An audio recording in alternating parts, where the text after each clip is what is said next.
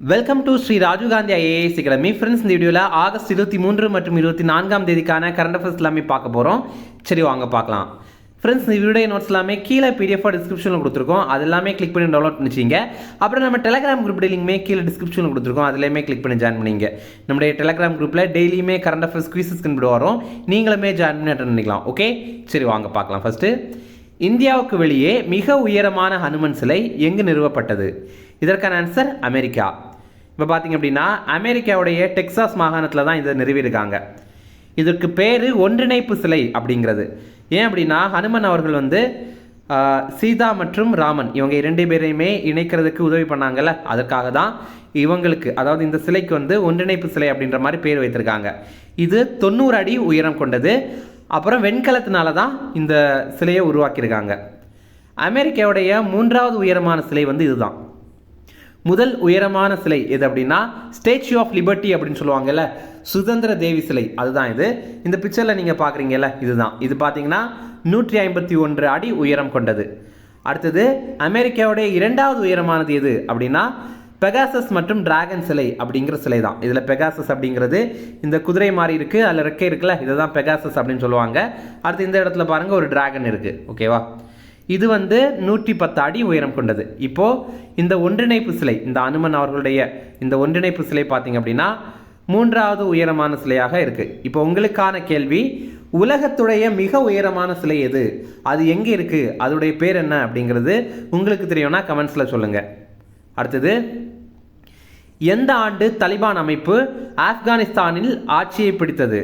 இதற்கான ஆன்சர் 2021. தாலிபான் தீவிரவாத அமைப்பு பார்த்தீங்க அப்படின்னா ஆப்கானிஸ்தானில் 2021 ஆண்டு தான் ஆட்சியை பிடித்தாங்க.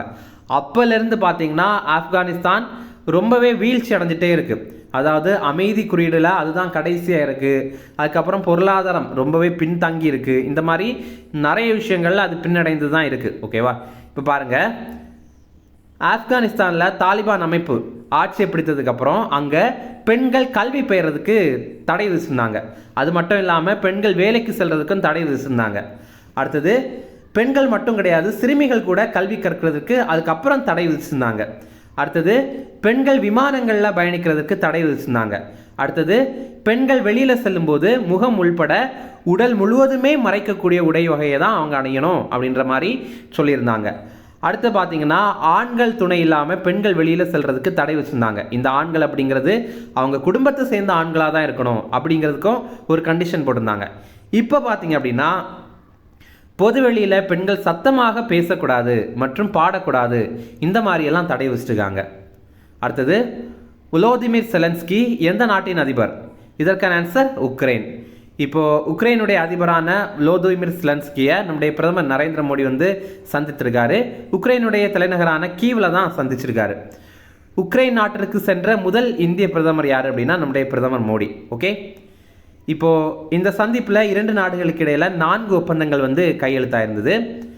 மனிதாபிமான உதவி, வேளாண்மை, உணவு தொழில், மருந்து தயாரிப்பு, கலாச்சாரம், இந்தந்த துறைகளில் தான் இந்த ஒப்பந்தங்கள் கையொப்பமாயிருந்தது. ரஷ்யா உக்ரைன் போர் எப்போ ஆரம்பித்தது அப்படின்னா 2022 ஆண்டு பிப்ரவரி 24 தேதி ஆரம்பித்திருந்தது. அடுத்தது ஃப்ரெண்ட்ஸ், நம்ம ராஜீவ் காந்தி ஐஏஎஸ் அகாடமியில் டிஎன்பிஎஸ்சி குரூப் 1, குரூப் 2, குரூப் 4 எக்ஸாமுக்கான பாடப்புத்தகங்கள் எல்லாமே இருக்குது. இதெல்லாம் தமிழ்லேயும் இங்கிலீஷ்லேயும் இருக்குது. நீங்கள் மொத்தமாக வாங்கிக்கலாம். இல்லை உங்களுக்கு தேவைப்படுற புத்தகங்கள் மட்டும் வேணும் அப்படின்னா கூட நீங்கள் கால் பண்ணி ஆர்டர் பண்ணி வாங்கிக்கலாம். நீங்கள் இதை தமிழ்நாட்டில் எங்கே இருந்தீங்க அப்படின்னாலுமே கால் பண்ணி ஆர்டர் பண்ணி கொரியர் மூலமாகவே வாங்கிக்கலாம். அதே மாதிரி நீங்கள் சென்னையில் அண்ணா நகரில் இருக்கிறீங்க அப்படின்னா நீங்கள் நம்மளுடைய ஸ்டடி ஹால் வசதியை பயன்படுத்திங்க. இங்கே ஏசி வசதி இருக்குது, அதுக்கப்புறம் ஒய்ஃபை வசதி இருக்குது, அப்புறம் லைப்ரரி வசதி கூட இருக்குது. நீங்கள் இதில் ஜாயின் பண்ணோம் அப்படின்னாலும் ஸ்க்ரீனில் தெரியுற இந்த நம்பருக்கு கால் பண்ணி பேசிக்கலாம். அடுத்தது, எங்கு நடைபெற்ற அகழாய்வில் சூது பவளமணியில் சீரும் திமிழுடைய காளை உருவம் கிடைத்தது? இதற்கான ஆன்சர் வெம்பக்கோட்டை. இந்த பிக்சரை பாருங்கள், ஒரு சூது பவளமணி இருக்குது, அதில் ஒரு காளை உருவத்தை செதுக்கியிருக்காங்க, உள்ளாடி வச்சு செதுக்கியிருக்காங்க. இது எங்கே இந்த மாதிரி கிடைத்திருக்கு அப்படின்னா வெம்பக்கோட்டையில் தான் கிடைத்திருக்கு. வெம்பக்கோட்டை அப்படிங்கிறது விருதுநகர் மாவட்டத்தில் தான் இருக்குது. இந்த கார்னெலியன், அதாவது சூது பவளம் கல்மணியில் குழிவான முறையில் செதுக்கப்பட்ட திமிழுடன் காளை உருவம் ஒன்று இப்போ கிடைத்திருக்கு. இந்த செதுக்கு முறையில் சீரும் திமிழுடைய காளை உருவம் கிடைக்க பெற்றுள்ளது. இதுதான் முதல் முறை. அதுதான் இதில் இருக்கிற சிறப்பே. இது மட்டும் இல்லாமல் இப்போ சுடுமண்ணாலான செய்யப்பட்ட திமிலுடன் கூடிய காளையுடைய உருவமும் ஒன்று கிடைத்திருக்கு. இந்த பிக்சரில் நீங்கள் பார்க்குறீங்கல்ல, இதுதான் அந்த மாதிரி சொல்கிறாங்க. ஓகே, அடுத்தது நெஞ்சுக்கு நீதி யாருடைய சுயசரிதை நூல்? இதற்கான ஆன்சர் கருணாநிதி.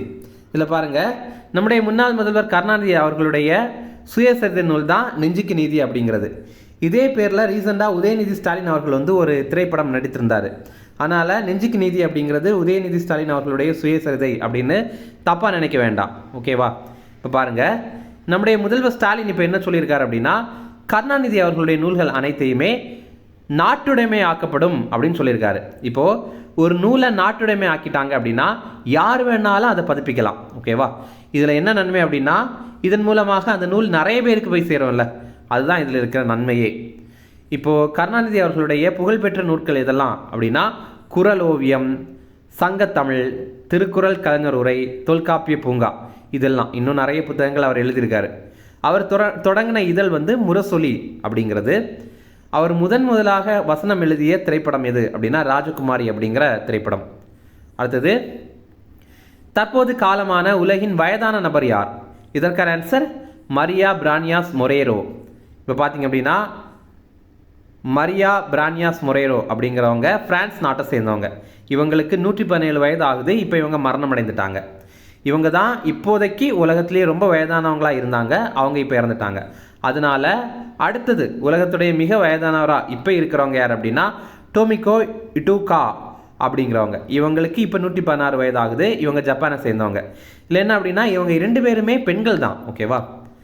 இப்போது ஐநா சபையுடைய ரீசன்ட் ரிப்போர்ட்டில் நம்ம உலகத்துடைய சராசரி ஆயுட்காலம் 73.3 ஆண்டுகள் அப்படின்ற மாதிரி சொல்லியிருந்தாங்க. ஓகே, அடுத்தது, உலகின் 2வது மிகப்பெரிய வைரம் எங்கு கண்டுபிடிக்கப்பட்டது? இதற்கான ஆன்சர் போட்ஸ்வானா. போட்ஸ்வானா அப்படிங்கிற நாடு ஆப்பிரிக்க நாடுகளில் ஒன்று. ஓகேவா? இங்கே இப்போ உலகத்துடைய 2வது மிகப்பெரிய வைரம் வந்து கிடைத்திருக்கு. இது எவ்வளவு வெயிட் கொண்டது அப்படின்னா 2492 கேரட் வெயிட் கொண்டது. ஓகேவா? ஒரு கேரட் அப்படிங்கிறது 0.2 கிராம். நீங்கள் அப்போது இந்த கேரட்டை கிராமாக மாற்றணும் அப்படின்னா இதை பெருக்கி நீங்கள் கண்டுபிடிச்சிக்கலாம். ஓகேவா? இப்போ பாருங்கள், வைரத்தை பொறுத்த வரைக்கும் கேரட் அப்படிங்கிறது எடையை தான் சொல்லும். அதிகமான கேரட் அப்படின்னா ரொம்ப வெயிட்டானது அப்படிங்கிறது தான் அர்த்தம். ஓகேவா? ஆனால் தங்கத்தை பொறுத்த வரைக்கும் கேரட் அப்படிங்கிறது தூய்மையை சொல்லும். இப்போ 24 கேரட் அப்படின்னு சொல்லுவாங்கல்ல, அது வந்து ரொம்ப ரொம்ப தூய்மையானது அப்படிங்கிறது. இப்போது நம்ம கடைகளில் பொதுவாக மோதிரம் வாங்குகிறோம், செயின் வாங்குகிறோம், இதெல்லாம் வந்து 22 கேரட்டாக தான் இருக்கும். இப்போது இதில் கூட சிலர் நம்மளை ஏமாற்றலாம். எப்படின்னா 22 கேரட்டில் இருக்கிற தங்கத்துடைய விலை ஒரு கிராம் வந்து 6000 ரூபாய் அப்படின்னு வச்சுக்கிங்களேன். ஆனால் 18 கேரட்டில் இருக்கிற தங்கத்துடைய விலை வந்து 5000 அந்த மாதிரி தான் இருக்கும். அப்போது நிறைய பேர் எப்படி ஏமாற்றுவாங்க அப்படின்னா இது எத்தனை கேரட் அப்படிங்கிறத சொல்ல மாட்டாங்க. ஜஸ்ட்டு தங்கத்துடைய விலை வந்து இங்கே குறைவு தான், மற்ற இடத்துல வந்து 6000, ஆனால் எங்ககிட்ட 5000 தான், இந்த மாதிரி குறைவாக விற்பாங்க. அப்போ நிறைய பேர் என்னென்னா ஓகே அங்கே வந்து கம்மியாக கிடைக்குது, நல்ல வேளை நம்ம வந்து கண்டுபிடிச்சிட்டோம், இப்படி ஒரு சூப்பரான கடை இருக்குன்னு நம்ம கண்டுபிடிச்சிட்டோம் அப்படின்னு அங்கே போய் வாங்கிடுவாங்க. இது அவங்க பயன்படுத்தும் போது எந்த பிரச்சனையும் கிடையாது. அதாவது இந்த மோதிரத்தையோ இந்த செயினையோ அவங்களே அணிந்துட்டு இருக்கும்போது எந்த ஒரு பிரச்சனையும் கிடையாது. ஆனால் நாளைக்கு அவசரம் அப்படின்னு அடகு வைக்கும்போதோ அல்லது விற்கும்போது தான் பிரச்சனை வரும். என்னென்னா இது வந்து சுத்த தங்கம் கிடையாது, இது வந்து 18 கேரட் தான் அப்படின்ற மாதிரி பிரச்சனைகள் வந்து வரும். ஓகேவா? அதனால் நீங்கள் வாங்கும்போது 22 கேரட் தங்கம் மட்டுமே வாங்குங்க மேக்ஸிமம். ஓகே, அதே மாதிரி இந்த மாதிரி ஒரு விஷயம் இருக்குது அப்படிங்கிறத தெரிஞ்சுங்க. ஓகே, இப்போது இந்த டாபிக் வரலாம். இப்போ உலகத்தோட 2வது மிகப்பெரிய வைரம் இப்போ இங்கே கிடைத்திருக்கு. போட்ஸ்வானா நாட்டில் தான் கிடச்சிருக்கு. இதை லுக்காரா டைமண்ட் கார்ப் அப்படிங்கிற நிறுவனம் தான் கண்டுபிடிச்சிருக்காங்க. உலகத்துடைய மொத்த வைர உற்பத்தியில் 20% வந்து போட்ஸ்வானா நாடு தான் உற்பத்தி பண்ணுது. சரி, இது 2வது மிகப்பெரிய வைரம் அப்படின்னா உலகத்துடைய மிகப்பெரிய வைரம் எது அப்படின்னா அதில் முதலிடத்தில் இருக்கிறது கல்லினன் வைரம் அப்படிங்கிறது. அது 3106 கேரட் எடை கொண்டது. இப்போது 1905ஆவது ஆண்டு தென்னாப்பிரிக்காவில் இதை கண்டுபிடிச்சிருந்தாங்க. இப்போ அது ஒரே பெரிய கல்லாக இல்லை, அப்படியே உடச்சி சின்ன சின்னதாக அதை செதுக்கி வச்சுருக்காங்க. இந்த பிக்சரில் நீங்கள் பார்க்குறீங்கல்ல, இதுதான். அடுத்தது, லோசைன் டைமண்ட் லீக் போட்டியில் நீரஜ் சோப்ரா வென்ற பதக்கம் எது? இதற்கான ஆன்சர் வெள்ளி. இப்போ பாருங்கள், லோசைன் டைமண்ட் லீக் போட்டி, இது டைமண்ட் லீக் போட்டியுடைய 11வது மீட். இதில் நம்ம இந்தியாவுடைய ஈட்டி எறிதல் வீரரான நீரஜ் சோப்ரா இவர் 89 மீட்டர் தூரத்திற்கு ஈட்டி இருந்திருக்காரு. இது அவருடைய 2வது பெஸ்ட்டு. ஓகேவா? இவர் பாரிஸ் ஒலிம்பிக்கில் 89.45 மீட்டர் இருந்திருந்தார். இப்போ அதையும் தாண்டி போயிருக்காரு. அவருடைய பர்சனல் பெஸ்ட், அதாவது இது வரைக்கும் நீரஜ் சோப்ரா அவர்கள் வந்து ஈட்டி எறிந்ததிலேயே ரொம்ப தூரமானது எப்போ போயிருக்குது அப்படின்னா 2022 ஆண்டு இதே லோசேன் டைமண்ட் லீக் போட்டியில் 89.94 மீட்டர் வந்து எறிந்திருந்தார். ஓகே, இந்த லோசேன் அப்படிங்கிறது சுவிட்சர்லாண்டில் தான் இருக்குது. அடுத்தது 17 வயதுக்கு உட்பட்டோருக்கான உலக மல்யுத்த சாம்பியன்ஷிப் போட்டி தற்போது எங்கு நடைபெற்றது? இதற்கான ஆன்சர் ஜோர்டானில் தான். பார்த்தீங்க அப்படின்னா அண்டர் 17 ரெஸ்லிங் வேர்ல்ட் சாம்பியன்ஷிப் போட்டி இப்போ நடைபெறுது. இதில் இந்தியாவுடைய வீராங்கனைகள் 4 பேர் தங்கம் ஜெயிச்சிருக்காங்க. அதை பற்றி பார்க்கலாம். மான்சி லேதர் இவங்க மகளிர் 73 கிலோ ஃப்ரீ ஸ்டைல் பிரிவில் தங்கம் ஜெயிச்சிருக்காங்க. அடுத்தது புல்கிட் இவங்க மகளிர் 65 கிலோ எடை பிரிவில் தங்கம் ஜெயிச்சிருக்காங்க. அடுத்தது நேகா சங்வான் இவங்க மகளிர் 57 கிலோ எடை பிரிவில் தங்கம் ஜெயிச்சிருக்காங்க. அடுத்தது அதிதி குமாரி இவங்க மகளிர் 43 கிலோ எடை பிரிவில் தங்கம் ஜெயிச்சிருக்காங்க. ஓகேவா? அடுத்தது இஸ்ரோ குப்பை இல்லாத விண்வெளி திட்டங்களை எந்த ஆண்டுக்குள் உருவாக்க இலக்கு நிர்ணயம் செய்துள்ளது? இதற்கான ஆன்சர் 2030. இப்போ பாருங்க, விண்வெளியில எல்லாம் நிறைய குப்பை இருக்குது. இந்த பிக்சர் நீங்கள் பார்த்தீங்க அப்படின்னாலே உங்களுக்கு புரியும். ஏன்னா நிறைய செயற்கைக்கோளை நிறைய நாடுகள்லாம் அனுப்பிட்டு அந்த செயற்கைக்கோள் எல்லாம் செயலிழந்ததுக்கப்புறம் அங்கேயே தான் சுற்றி தெரியுது. ஓகேவா? இது வந்து நாளடைவில் விண்வெளியில் நிறைய குப்பைகளை உருவாக்க காரணமாக இருக்குது. ஓகேவா? அதனால் இஸ்ரோ ஒரு முடிவு பண்ணியிருக்காங்க. என்னென்னா 2030 ஆண்டுக்குள்ளாடி நம்ம விண்வெளி குப்பைகளை நம்ம சார்பிலேருந்து அனுப்பாமல் இருக்கணும். அதாவது இனி அவங்க அனுப்புகிற செயற்கைக்கோள்லாம் வந்து செயலிழந்துச்சு அப்படின்னா ஒன்று பூமிக்கு வந்துடணும், இல்லை அப்படின்னா அது அங்கேயே எரிஞ்சு சாம்பலாயிடணும். அங்கே குப்பையாக மட்டும் இருக்கக்கூடாது அப்படிங்கிறதுக்கான ஒரு இலக்கு தான் இந்த ஒரு இலக்கு. ஓகே, இதில் பாருங்கள். இதை தவிர சந்திராயன் 3 சேகரித்த தரவுகளை இஸ்ரோ வந்து இப்போது வெளியிட்டிருக்காங்க. இதை பிரதான் அப்படிங்கிற ஒரு வெப்சைட்டில் தான் வெளியிட்டிருக்காங்க.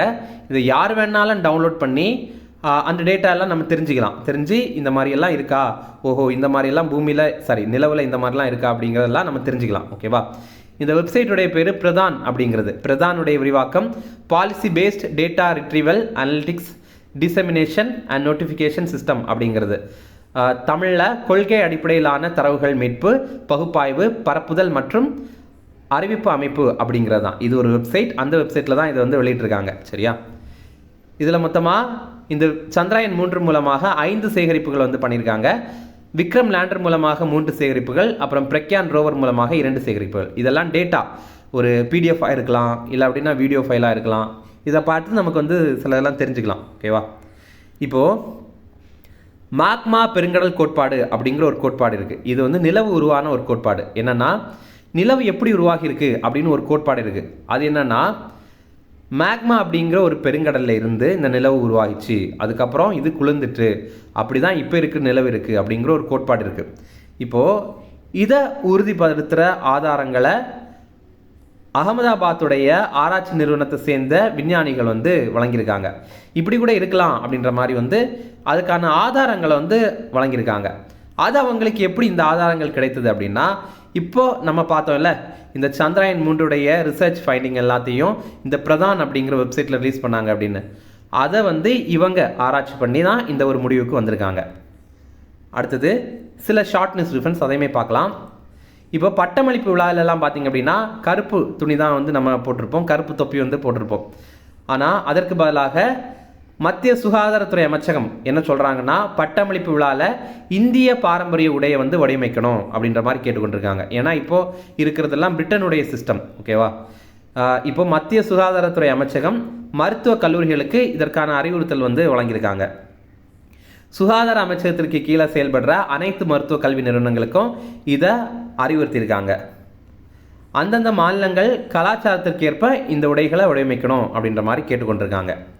அடுத்தது தமிழ்நாடு காவல்துறையில் பணிபுரிகிற பெண் காவலர்களுக்கு இப்போ 1 ஆண்டு மகப்பேறு விடுமுறை வந்து வழங்குறாங்க. ஓகேவா? இப்போ புதிதாக மகப்பேறு விடுமுறை முடிந்து பணிக்கு திரும்பும் பெண்களுக்கு 3 ஆண்டுகள் அவங்க சொந்த ஊர்லேயே பணி வழங்குறதுக்கு தமிழக அரசு முடிவு பண்ணியிருக்காங்க. ஓகேவா? இது ரொம்பவே சிறப்பான ஒரு விஷயம். அடுத்தது பெண்கள் மற்றும் குழந்தைகளுக்கு எதிரான சைபர் குற்றங்களை விசாரிக்கிறது, அதுக்காக பெண் காவல் அதிகாரிகளுக்கு சிறப்பு திறன் பயிற்சி வந்து வழங்க போகிறாங்க. அடுத்தது பார்த்திங்க அப்படின்னா சியட் கிரிக்கெட் தரவரிசை விருதுகள். சியட் அப்படிங்கிறது ஒரு டயர் கம்பெனி தான். இந்த விருதுகள் எல்லாம் அவ்வளோ பெரிய முக்கியமானது கிடையாது. ஏன்னா இது ஐசிசி எல்லாம் வெளியிடலை. ஐசிசி மாதிரி பெரிய அமைப்புகள் வெளியிடும்போது தான் அது ரொம்ப முக்கியமானது. இது பார்த்திங்க அப்படின்னா ஒரு டயர் கம்பெனி கொடுக்குற ஒரு விருது தான். அதனால் இது ரொம்ப சீரியஸாக படிக்க வேண்டாம், லைட்டாக பார்த்துக்குங்க. சிறந்த சர்வதேச வீரர் விருது, இதை ரோஹித் சர்மா பெறுறாரு. வாழ்நாள் சாதனையாளர் விருது, இது பயிற்சியாளர்களுக்கு வழங்குற விருது. இது வந்து ராகுல் டிராவிடுக்கு வழங்குறாங்க. அடுத்தது ஒரு நாள் கிரிக்கெட்டில் சிறந்த பேட்டர் விருது, இது விராட் கோலி பெறுறாரு. ஒரு நாள் கிரிக்கெட்டில் சிறந்த பவுலர் விருது, இது முகமது ஷமி பெறுறாரு. சிறந்த டெஸ்ட் பேட்டர் விருது, இது யஷ்வினி ஜெய்ஸ்வால் வந்து பெறுறாரு. சிறந்த டெஸ்ட் பவுலர் விருது, இது வந்து ரவிச்சந்திரன் அஸ்வின் வந்து பெறுறாரு. ஓகேவா. சிறந்த உள்நாட்டு கிரிக்கெட் வீரர் விருது, இந்த விருதை பெறுறவர் சாய் கிஷோர். ஓகே. அடுத்தது இந்தியாவுக்கும் அமெரிக்காவுக்கும் இடையில் 2 ஒப்பந்தங்கள் இப்போது கையெழுத்தாக இருக்குது.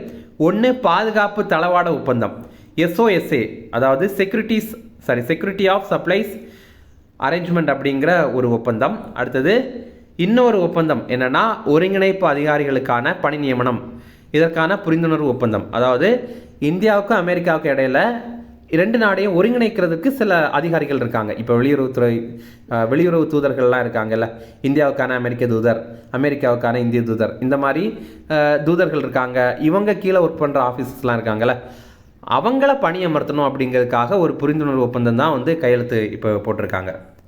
இந்தியாவுடைய பாதுகாப்புத்துறை அமைச்சரான ராஜ்நாத் சிங்கை வந்து இப்போ அங்கே போயிருந்தார், அமெரிக்கா போயிருந்தார். அப்போ தான் இந்த ஒப்பந்தம் வந்து கையெழுத்தாக இருந்தது. அடுத்தது இம்பார்ட்டன்ட் டேஸ் பார்த்திங்க அப்படின்னா தேசிய விண்வெளி தினம், ரொம்ப ரொம்ப முக்கியமான தினம். ஆகஸ்ட் 23 முதல் முறையாக இந்த தினத்தை வந்து கொண்டாடுறோம். ஓகேவா. இது கூட எக்ஸாமில் கேட்கலாம், ஒரு 5 வருஷத்துக்கு அப்புறம் கூட கேட்கலாம். எப்படின்னா முதல் முறையாக தேசிய விண்வெளி தினம் அப்படிங்கிறது எந்த ஆண்டில் கொண்டாடப்பட்டது அப்படின்னு கேட்கலாம். அது இந்த ஆண்டு தான் கொண்டாடி இருக்காங்க. ஓகேவா. இந்த ஆண்டுக்கான கருப்பொருள் நிலவை தொடும் வேளையில் வாழ்வை தொடுவது, இந்தியாவின் விண்வெளி சரித்திரம் அப்படிங்கிறது. எதனால் ஆகஸ்ட் 23 நம்ம கடைபிடிக்கிறோம் அப்படின்னா சந்திராயன் 3 நிலவில் தரையிறங்கின தினம் தான் இந்த தினம். போன ஆண்டு 2023 ஆண்டு ஆகஸ்ட் 23 தான் சந்திராயன் 3 நிலவில் தரையிறங்குச்சு. ஓகே. இனி ரிவிஷன் பார்க்கலாம். இந்தியாவுக்கு வெளியே மிக உயரமான ஹனுமன் சிலை எங்கு நிறுவப்பட்டது? இதற்கான ஆன்சர் அமெரிக்கா. இப்போ உங்களுக்கான கேள்வி, உலகத்துடைய மிக உயரமான சிலை அதோடைய பேர் என்ன, அது எங்கே இருக்குது, அதோடைய உயரம் என்ன? இந்த 3மே உங்களுக்கு தெரியும் அப்படின்னா அதை கமெண்ட்ஸில் சொல்லுங்கள். அடுத்தது எந்த ஆண்டு தலிபான் அமைப்பு ஆப்கானிஸ்தான் ஆட்சியை பிடித்தது? இதற்கான ஆன்சர் 2021. அடுத்தது வோலோதிமிர் செலன்ஸ்கி எந்த நாட்டின் அதிபர்? இதற்கான ஆன்சர் உக்ரைன். அடுத்தது எங்கு நடைபெற்ற அகழாய்வில் சூது பவள மணியில் சீரும் திமிழுள்ள காளை உருவம் கிடைத்துள்ளது? இதற்கான ஆன்சர் வெம்பக்கோட்டை. அடுத்தது நெஞ்சுக்கு நீதி யாருடைய சுயசரிதை நூல்? இதற்கான ஆன்சர் கருணாநிதி. அடுத்தது தற்போது காலமான உலகின் வயதான நபர் யார்? இதற்கான ஆன்சர் மரியா பிரான்சியாஸ் மொரேரோ. அடுத்தது உலகின் 2வது மிகப்பெரிய வைரம் எங்கு கண்டுபிடிக்கப்பட்டது? இதற்கான ஆன்சர் போட்ஸ்வானா. அடுத்தது லோசைன் டைமண்ட் லீக் போட்டியில் நீரஜ் சோப்ரா வென்ற பதக்கம் எது? இதற்கான ஆன்சர் வெள்ளி. அடுத்தது 17 வயதுக்கு உட்பட்டோருக்கான உலக மல்யுத்த சாம்பியன்ஷிப் போட்டி தற்போது எங்கு நடைபெறுகிறது? இதற்கான ஆன்சர் ஜோர்டான். அடுத்தது இஸ்ரோ குப்பை இல்லாத விண்வெளி திட்டங்களை எந்த ஆண்டுக்குள் உருவாக்க இலக்கு நிர்ணயம் செய்துள்ளது? இதற்கான ஆன்சர் 2030. அவ்வளோதான் ஃப்ரெண்ட்ஸ். இந்த வீடியோ பிடிச்சிருந்தா கண்டிப்பாக லைக் பண்ணுங்கள், நம்மளுடைய சேனலுக்கு சப்ஸ்கிரைப் பண்ணி வச்சுங்க, உங்களுடைய நண்பர்களுமே ஷேர் பண்ணுங்கள். கண்டிப்பாக இது அவங்களுக்கும் பயனுள்ளதாக இருக்கும். Okay, thank you. Chennai Shri Rajiv Gandhi IAS அகாடமியில் UPSC, TNPSC Group 1, Group 2 மற்றும் TNPSC civil judge, APP exam உட்பட police sub inspector, field surveyor, land draftsman ஆகிய பணிகளுக்கான சிறப்பு கோச்சிங்ல ஜாயின் பண்ணுங்க. 100% பாஸ் பண்ணுங்க, அரசு அதிகாரி ஆயிடுங்க.